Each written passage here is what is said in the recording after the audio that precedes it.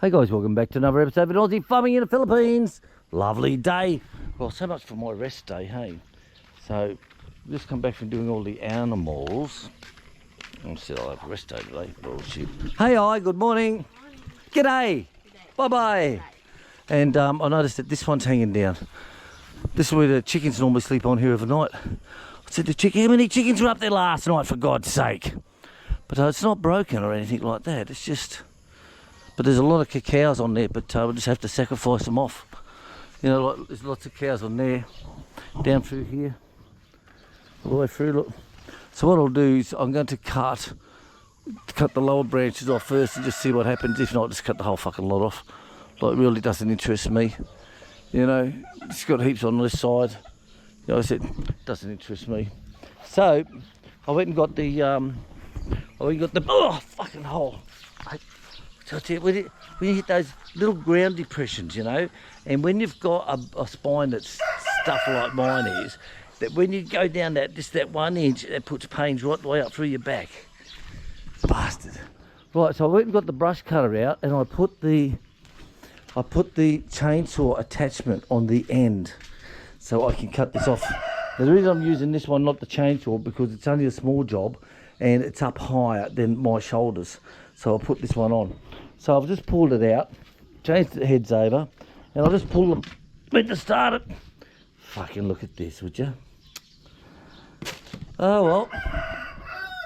My rest day is going to be a little bit of a small engine repair mechanic today. So William, the small engine mechanic.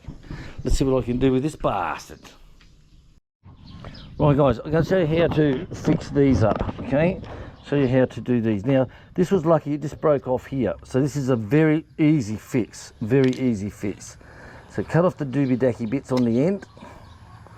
Okay, cut them off. Now you got this here, look. So these ones here have got a spring to hold it in, to hold it into place. Look at that, that's amazing. Whoop, whoop, where'd it go? Whoop, hang on a second, I've lost it. There it is. Haven't seen one with a spring on it before. That's quite good. Okay, feed it down in through here. Feed it through the hole, just like that. Alright, if we can get that hole done. Here we go. You feed him through here, okay? Into here, like this. I used to do so many of these when I was doing small engines. Now what we used to do, I've never seen one with a spring on it. What we used to do was tie a knot in this, a figure of 8 knot, okay, just like that. Okay, but don't pull that down like that. You see many people do that, don't do that. So instead, make your figure of 8 knot, and then you stick that end down into the hole like so. Then when you pull that locks it all into place. All right, that's how easy it is. But here, this one, they've got a spring on it, so I'll put the spring on it. I haven't seen one like this before, like I said. So put the spring on. No, let's leave it off. Fuck it. Right, so let's do a figure of 8. Now that's just a normal thumb knot, okay? But if you twist it twice, then that's how you get your figure of 8. See how it's a figure of 8? So you twist it twice. Once is through there, which we call a thumb knot. But if you twist it again, you have a figure of 8. So move it up to the top, leave yourself that little bit of room. Figure of 8. Now, it's a little bit long there. Cut this off. Twist that there. Okay. Now, like I said, stick that down the hole, that down the rabbit hole. Now pull this down, and what you have is, voila! Look at that, perfect. You got no hairy bits sticking out and all that type of stuff. Right, so you think, well, what am I going to do now? Well, what you got to do now is this has to come back, and see, they always have a little lug there. That is so that you can put the string onto there and you can wind it back up again. Now, another trick we used to do so it doesn't spin off, if you didn't have the end on it. Another trick we used to do was just put a thumb knot like so, okay, and that stops this going down any further. So that's another trick you can use as well if you haven't got this on the end of it. They're quite easy, and then when it's done you just go clink and it will slide in. Right, now I need 2 hands to do this next part. Okay, so I'll pull this up and I'll push it down into that gap there. Now you just wind it up. See how easy it is. Oop, just wind it up. See that there? Look at that. Quite easy. Now, the worst thing about these, if the spring breaks, I reckon it'll be bloody hard to find a replacement for it. You know, I'd have to get one from Germany. That's the thing about the Philippines, guys. When you buy parts, you'll be lucky if you can get any spare parts for them. Right, now that looks pretty good. Whoop. That looks pretty good, that does. So getting back again. Getting spare parts in the Philippines, guys, is a killer. I tell you. An absolute killer. Come on, over you come. Come on, last one. Come on, girlfriend. Right. So all I do now is just pull this through here and done. Look at that. That's how easy it is.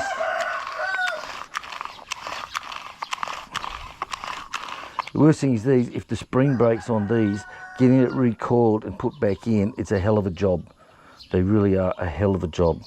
Now, what I used to do, I used to sell these for the mowers. I used to sell them when I had my mower business, sell them at the markets. I used to sell it $1. Everything was in a plastic bag. Everything was $1 or 50 cents, no matter what I sold, and in small parts. Now, what I used to use, this stuff used to be telecom line. So in the, oh, let me stand up here. Oh!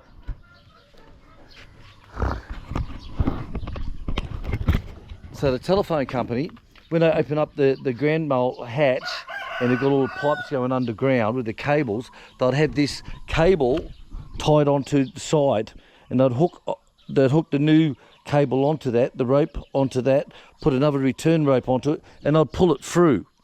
Once they did that, they'll disconnect the cable, connect it back onto that line, and they'll pull it back again and just click it on the side. So there's always rope there, no matter which end you go to. There's always rope. Now, when they finished with that, they used to throw that out.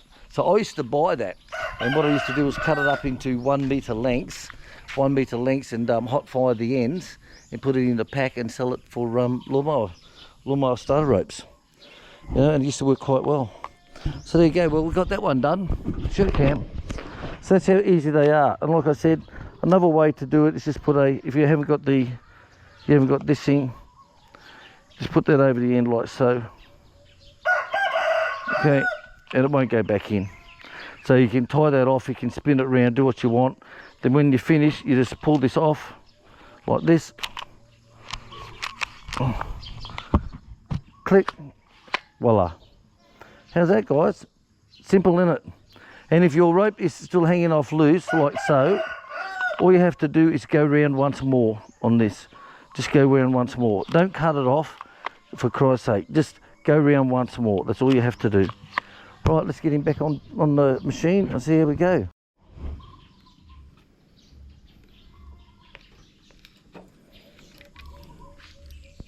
Always keep these loose. Whenever you're doing anything that's got 2 or 3 or 4, whatever, always keep them loose, guys, until they're all in. Don't tighten one side up because you can't move it around the plate. So keep them all loose, and then once they're all in, then you can tighten them all up. There's a lot of secrets we can teach you because we are hobby farmers. We have to know how to do all these things. Right.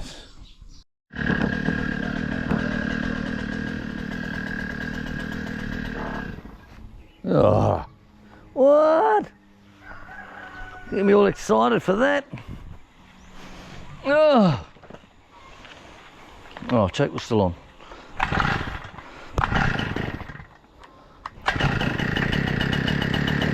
Again.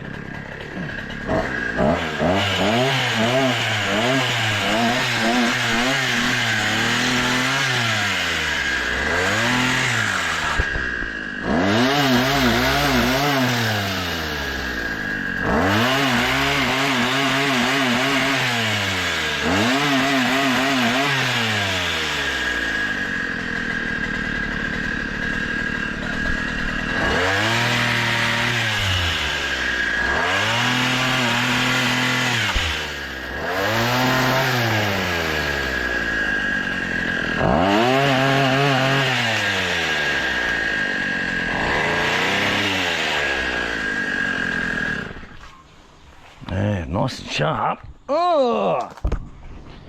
Oh, well, there you go. Look at all the ants. See this because of the chocolate. See all the ants?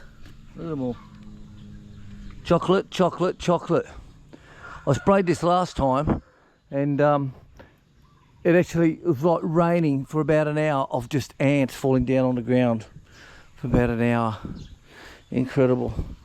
So I'll drag this over to here and just let it sit. But this is taking pressure off of the lines as well. Now the ants, because there's so many of these bastards.